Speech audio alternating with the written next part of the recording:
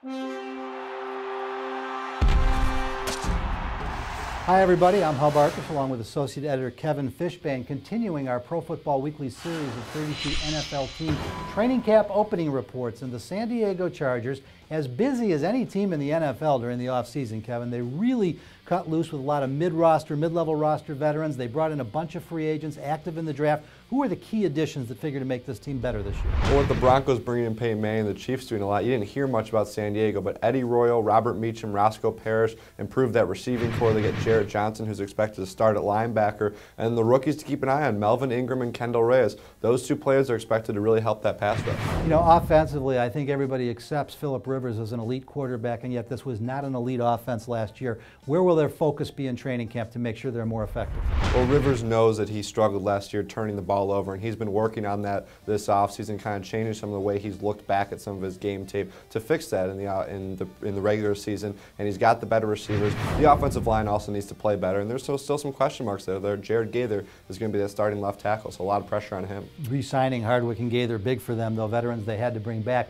Defensively, what do you think their focus will be there in training camp? Well, improving the third down defense and the pass rush, those things kind of go hand in hand, and they're hoping that the youngsters are going to help. Ingram, Reyes, and Corey Liuget, who was their first-round pick a year ago. If those three guys can really step up in that nickel defense, get some pressure on the quarterback, that defense will be much improved. Ingram is tailor-made for what they wanted. They seemed a little surprised that he was still there when they popped up at 18 in the first round. Yeah, they did, and Ingram was considered by some to be the best pass rusher in the entire draft. And there was a lot of questions about if he was a tweener, where he could go, but you're right, he's going to fit right in with that aggressive group. Now, even with all the new faces, some veterans are going to have to get better if this team is going to contend. The Broncos have Peyton Manning. The Chiefs are getting healthy. Who are the key guys we're looking at there? Well, on defense, cornerback Quentin Jammer's a guy to watch. He's admitted that he did not play well last season. He was distracted, and there's really high expectations on the offensive side of the ball for Ryan Matthews. People have said, think about what Norv Turner did with Emmitt Smith and the Cowboys in the 90s. That's the type of workload they're thinking about for Ryan Matthews there in San Diego. How much is the addition of pure fullback LaRon McClain to take Mike Tolbert's place going to help Ryan Matthews?